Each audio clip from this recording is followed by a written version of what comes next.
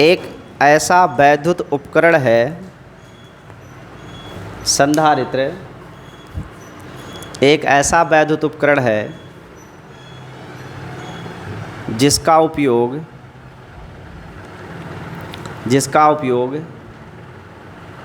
वैद्युत ऊर्जा को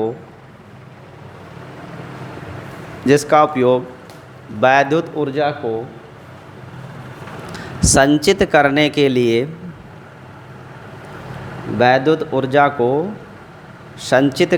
लिए किया जाता है। वैद्युत ऊर्जा को संचित करने के लिए किया जाता है। ठीक है, बहुत सामान्य परिभाषा मैंने बताया है, लेकिन आप जानते हो कि विद्युत उपकरण में कोई भी एक छोटा सा डिवाइस हो वो केवल एक पर्पज़ के लिए नहीं होता है, एक ही उद्देश्य नहीं होता है कि सिर्फ एनर्जी स्टोर करना है, उसका और कई पर्पज़ होता है। इस पंखे में कंडेंसर क्यों लगाया जाता है? स्पीड बढ़ाने के लिए नहीं, ये कंडेंसर इसलिए लगाया जाता है जिससे कि फ्लो ऑफ करंट, धारा प्रवाह बना रहे। धारा प्रवाह को मेंटेन करने के लिए कैपेसिटर का यूज़ किया जाता है। तो जो आपने ये परिभाषा लिखा है संधारित्र क्या है कि यह एक ऐसा उपकरण है जिसका उपयोग वैद्युत ऊर्जा को संचित करने के लिए करते हैं। वास्तव में इसका उपयोग इतना ही नहीं है, इसके बहुआयामी उपयोग है और आपको अभी मैं कहीं और दिखाता हूँ स्क्रीन पे। इसके यूज अलग अलग परिस्थितियों में अलग अलग तरीके से होता है। आपने रेडियो देखा होगा, रेडियो की आवाज़ बढ़ाने और घटाने वाला वॉल्यूम वाला एक बटन होता है ना, तो वो आवाज़ इंक्रीज और डिक्रीज़ कैसे करते हैं?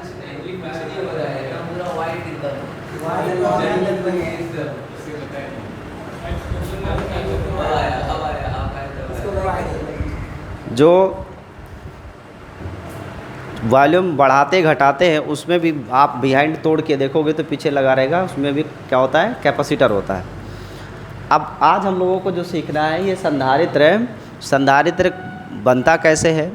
यूज़ तो आपको बता दिया मैंने, एक तो इसको विद्युत ऊर्जा का संचय करने के लिए करते हैं, दूसरा धारा को बनाए रखने के लिए करते हैं, तीसरा इसे हम प्रवर्धक के रूप में भी प्रयोग करते हैं, लेकिन वो आगे हायर लेवल में आपको पढ़ने को मिलेगा। आपके इंटर के सिलेबस में सिर्फ इतना समझना है कि ये ऊर्जा को संचित कैसे करता है, कितनी ऊर्जा संचित कर सकता है, ऊर्जा जो संचित हुई उसका मात्रा क्या है, उसकी वैल्यू कितनी है, और अगर दो कंडेंसर को जोड़ दें तो एनर्जी जो ट्रांसफ़र होगी एक कैपेसिटर से दूसरे कैपेसिटर पे, उसकी वैल्यू कितनी होती है। सिर्फ यही इतना इंटर में है, बाकी इसके आगे नहीं है। तो ये संधारित्र बना कैसे होता है और कहाँ कहाँ लगा होता है उसको आप ध्यान से देखिएगा। जैसे ये कैपेसिटर है, इसको पहचानते हो? कभी देखा है इसे? ये भी कैपेसिटर, इसमें देखो दो इलेक्ट्रोड होते हैं, एक पॉजिटिव होता है और एक नेगेटिव होता है। और इसके ऊपर से ये जो आप देख रहे हो ये कैसी होती है? नॉन मेटेलिक कोट होती है, अधात्विक कोट होती है, मतलब प्लास्टिक की होती है। और इसके अंदर क्या होता है? मेटल होता है। और उस मेटल के अंदर क्या भरे जाते हैं? डाइलेक्ट्रिक परावैद्युत भरते, जैसे कि मोम है, पेपर है, इसको यूज़ करते हैं। कैपेसिटर बनाने के लिए मोम का, पेपर का इस्तेमाल किया जाता है।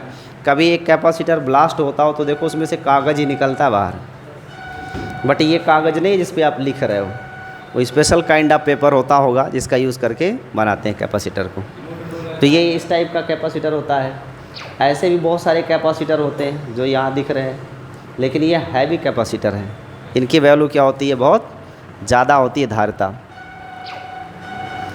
ये छोटे छोटे कैपेसिटर हैं जो सर्किट में लगे होते हैं, इलेक्ट्रॉनिक डिवाइसेज होते हैं ना। जैसे इस टाइप का कैपेसिटर आपने देखा होगा, कई जगह पे लगा होता है। ये छोटा वाला कैपेसिटर है, ऐसा भी होता है। ये बड़े कैपेसिटर हैं, ये भी छोटे कैपेसिटर हैं। और ये सिरेमिक कैपेसिटर हैं। और देखिए कुछ चित्र,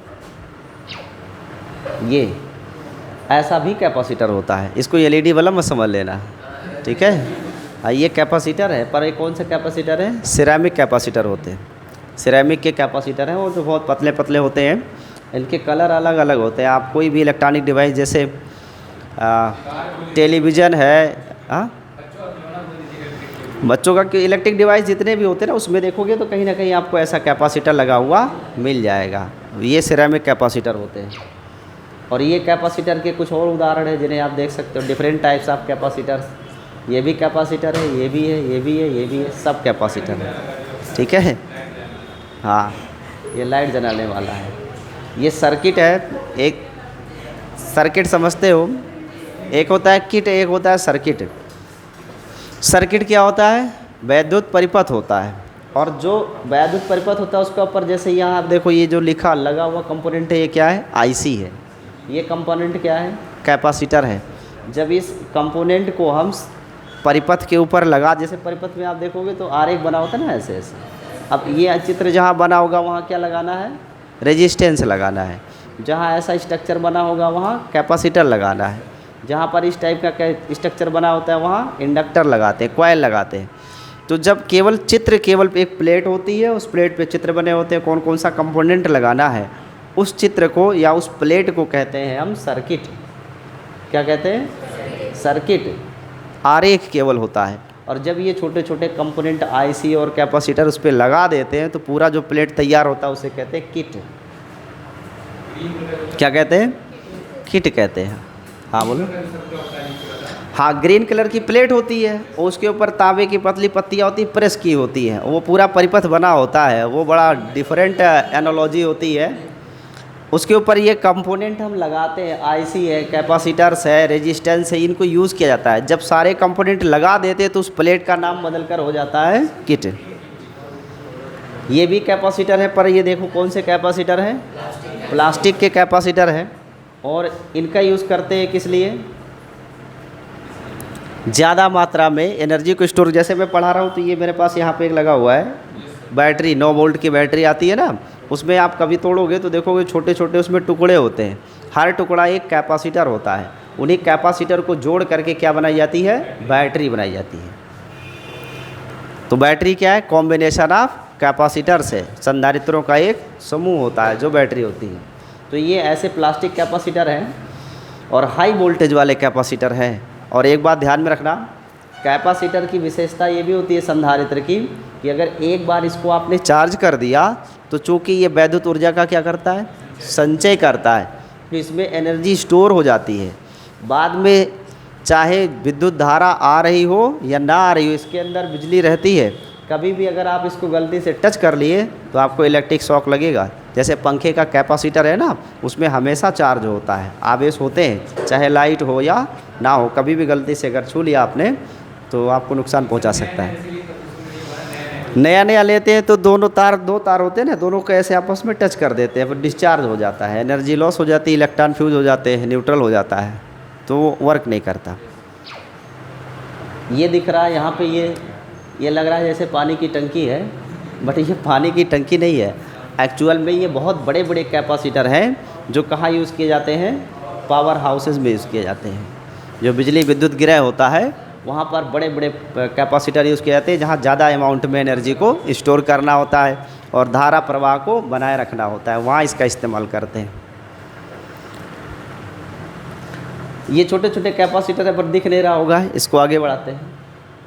यहाँ पे देखो एक्चुअल मुद्दा ये है जो इंटर में हमें पढ़ना है, वो ये है कि संधारित्र बनाते कैसे हैं। ठीक है, संधारित्र की संरचना क्या होती है, तो हेडिंग लगा लीजिए, संधारित्र की संरचना।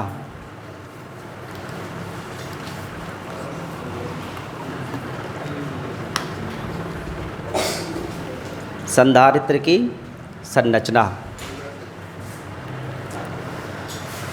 लग गया हेडिंग?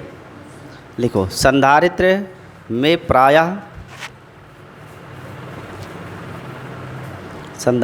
प्रायः दो धात्विक प्लेटें होती है। संधारित्र में प्रायः दो धात्विक प्लेटें होती है।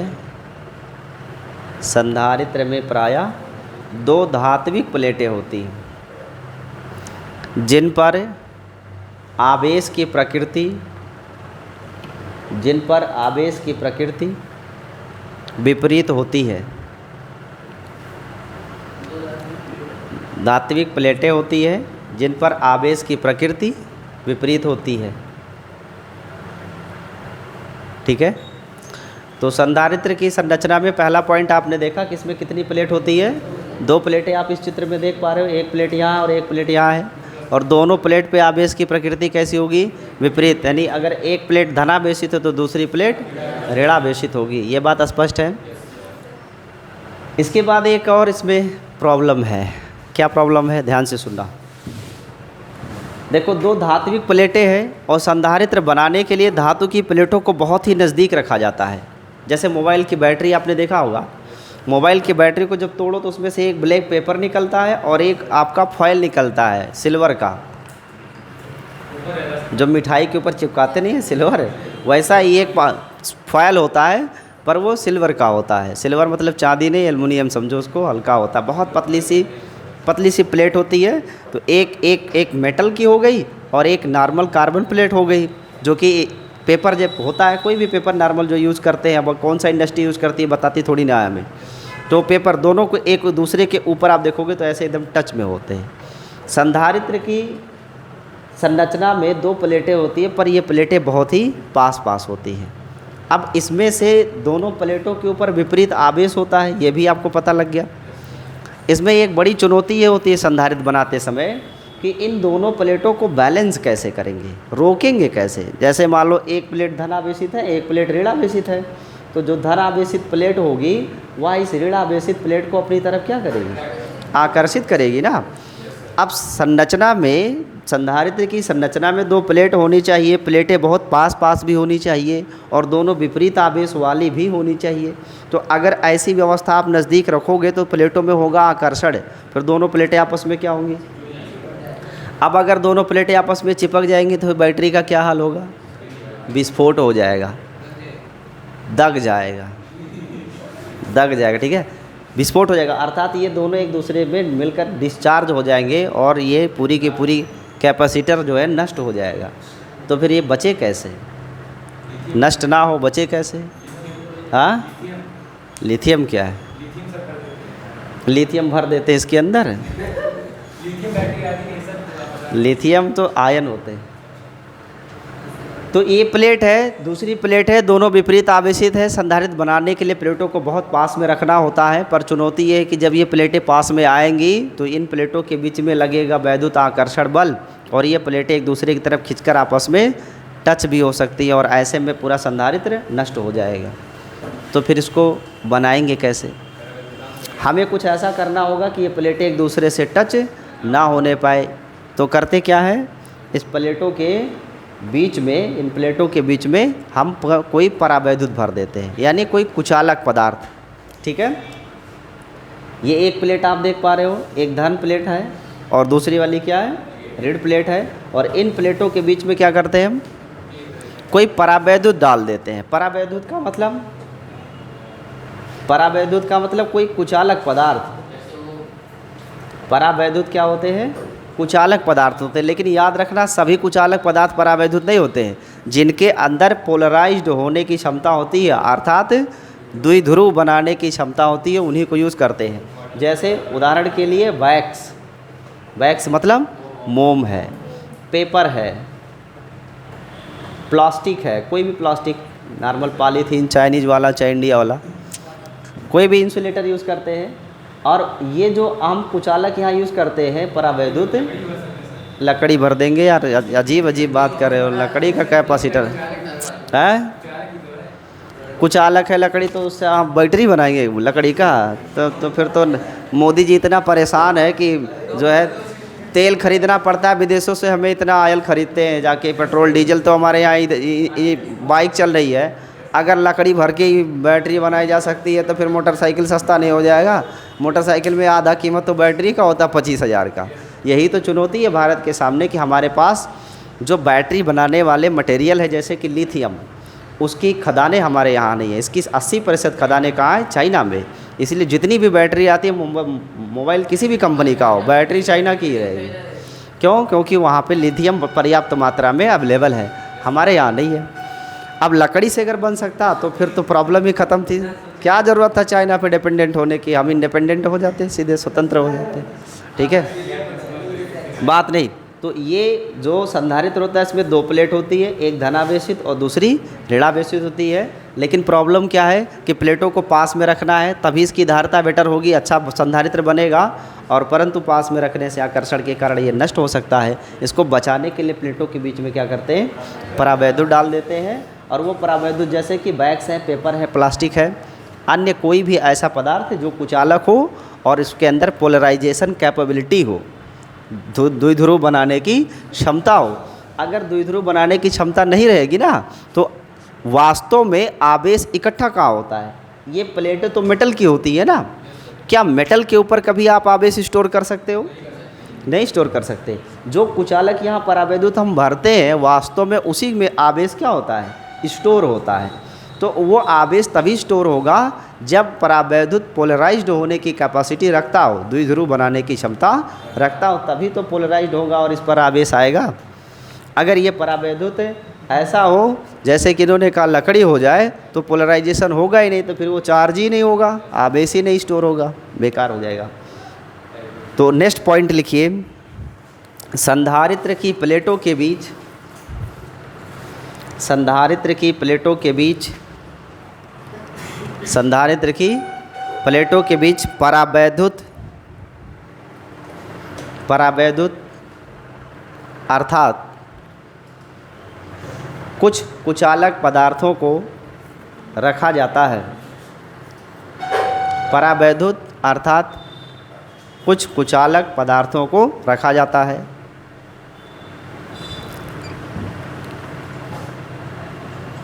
कुचालक पदार्थों को रखा जाता है।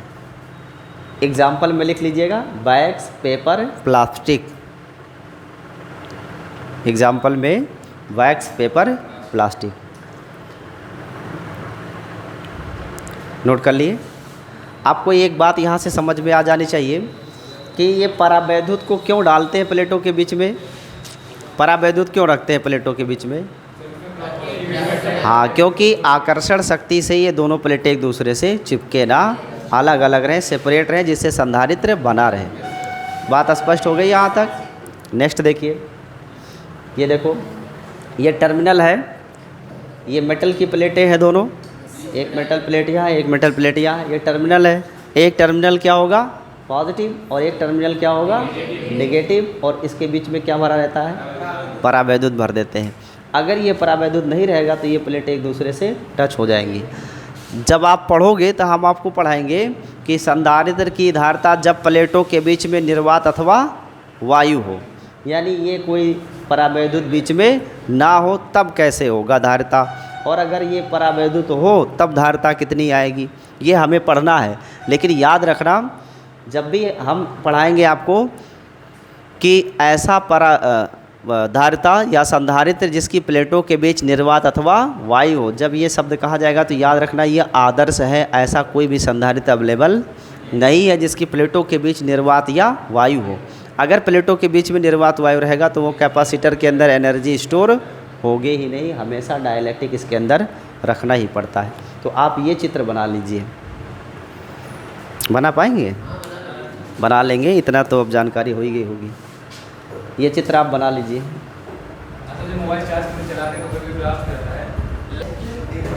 इसे नोट कर चुके हो आप? चलो, ये जो यहाँ बना हुआ है इसमें, इसे बोलते हैं परिपथ आरेख या परिपथ चित्र कहते हैं, या परिपथ प्रतीक कहा जाता है। परिपथ प्रतीक, तो हेडिंग लगा लीजिए, परिपथ प्रतीक। सर्किट सिंबल,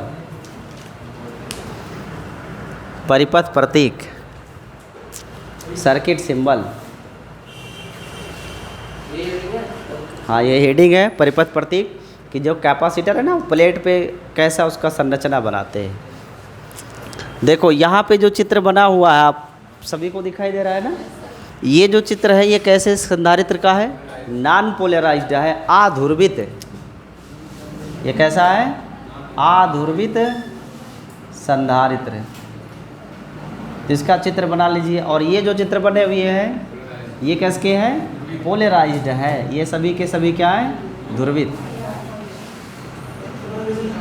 हाँ, ये चित्र बना लो आप।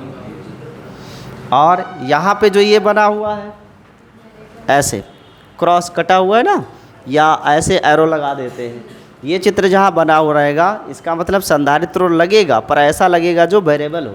वेरिएबल का मतलब जिसकी धारिता को हम बदल सकते हो, यानी परिवर्तनशील धारिता।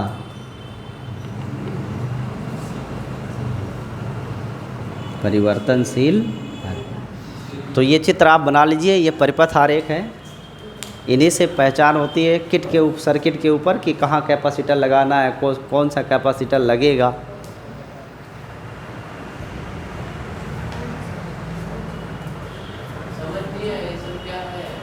ये सब क्या है? जो संधारित्र है, उस संधारित्र को प्लेट के ऊपर कुछ आरेख बनाते होंगे ना पहचानने के लिए। जैसे ऐसे बनाते हो तो ये आप समझ जाते हो ये क्या है? प्रतिरोध है। तो फिर संधारित्र का क्या है? ये संधारित्र के चित्र है। ऐसे बना रहेगा तो वो संधारित्र का प्रतीक होगा।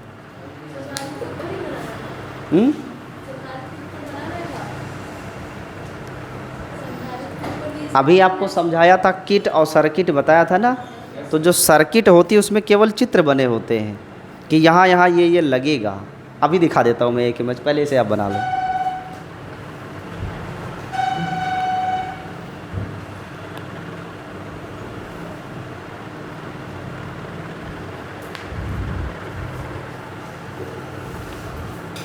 राइटिंग अच्छी होनी चाहिए अगर बोर्ड परीक्षा में अच्छा नंबर चाहिए तो।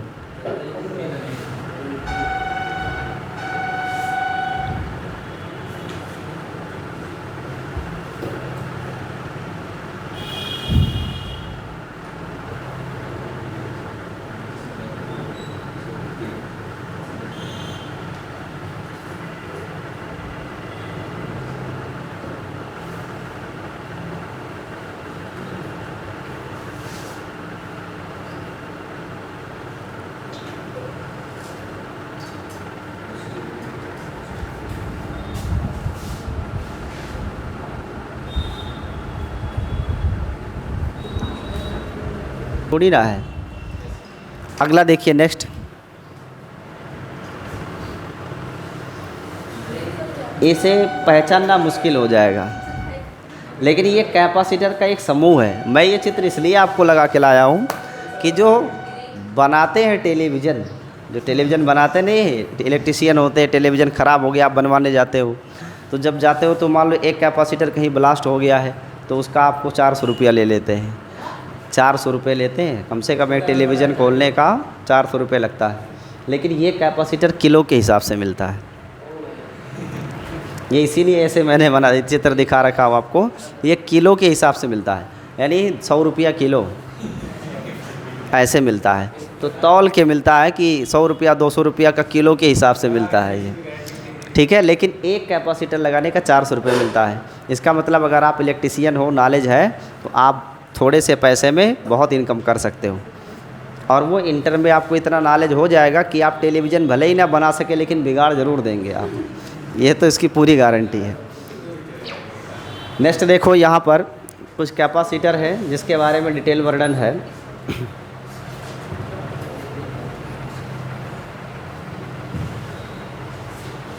देखो इसमें एक कैपेसिटर यहाँ देख पा रहे हो। ये कैपेसिटर आपने देखा ड्रम टाइप का होता है। इसे बोलते हैं हाई वोल्टेज इलेक्ट्रोलाइटिक कैपेसिटर। उच्च धारिता वाला ये विद्युत अपघट्य का बना हुआ संधारित्र होता है। विद्युत अपघट्य समझते हो? विद्युत अपघटन पढ़े होंगे। जब हम दो इलेक्ट्रोडों के बीच में रख के किसी भी पोलराइजेबल मटेरियल जैसे हाइड्रोक्लोरिक एसिड है या H2SO4 है, सल्फ्यूरिक एसिड है, धारा प्रवाहित करते हैं तो H2SO4 दो पार्ट में टूट जाता है, विघटन हो जाता है। इसी को बोलते हैं इलेक्ट्रोलाइसिस, वैद्युत विघटन कहते हैं। तो ये जो कैपेसिटर है ये क्या है? हाई वोल्टेज इलेक्ट्रोलाइटिक कैपेसिटर है। यहाँ छोटा वाला आप देख रहे हो ज़्यादातर रेडियो में या टेलीविज़न के ऐसे ही लगा होता है। ये कौन सा है? Axial electrolytic. और ये तो आप पहचानी के पहले high voltage disc ceramic capacitor होता है। और ये क्या है? ऐसा मेटलाइज्ड, क्या लिखा हुआ है? केमिस्ट्री का केमिकल है। नेक्स्ट ये जो बना हुआ है क्या है? Multi layer. इसमें कई लेयर होती है पर ये सिरेमिक की चिप होती है, चिप जिसमें आप गाना वाना स्टोर करते हो। इसमें से आप एग्जाम्पल लिख लो, हेडिंग लगा लो, संधारित्र के उदाहरण। संधारित्र के उदाहरण। संधारित्र के उदाहरण, और उस उदाहरण में इनका नाम लिख लो आप। पहला ऐसे एग्जाम्पल लिख लो, हाई वोल्टेज इलेक्ट्रोलाइटिक कैपेसिटर। पहला लिखिएगा हाई वोल्टेज इलेक्ट्रोलाइटिक कैपेसिटर, कामा एक्सियल इलेक्ट्रोलाइटिक,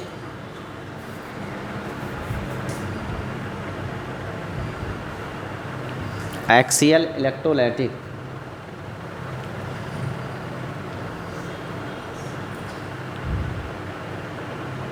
नाम लिख लीजिए सभी इनके। जब कोई पूछ लिया कि संधारित्र, कुछ संधारित्रों के नाम बताओ, आपने संधारित्र पढ़ा, आपको पता है संधारित्र ये है और ऐसे ऐसे बनती है, कुछ का उदाहरण बताओ तो क्या बताओगे? नाम तो पता होना चाहिए ना। तो ये कुछ नाम है जिन्हें आप लिख लो, उदाहरण के लिए आप उन्हें बता सकते हो। एग्ज़ाम में आया तो लिख भी सकते हो, वैसे आएगा नहीं है तो मुझे पूरा विश्वास है।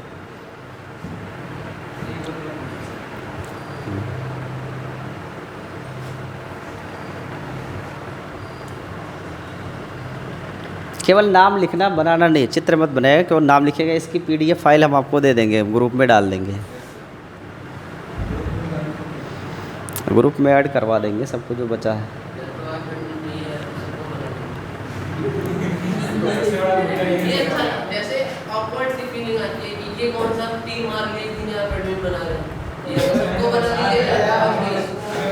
इसे आप नाम लिख लिया आपने, नाम लिख लिए। अगर कोई आपसे 2-3 उदाहरण पूछा कि कुछ कैपेसिटर के नाम बताओ तो बता लेना। एक का हाई वोल्टेज इलेक्ट्रोलाइटिक, एक्सियल और सिरेमिक कैपेसिटर, प्रोपेलिन कैपेसिटर या मल्टीलेयर सिरेमिक चिप, ये सभी के सभी किसके उदाहरण हैं? कैपेसिटर के उदाहरण। सब कैपेसिटर है, संधारित्र है, ठीक है।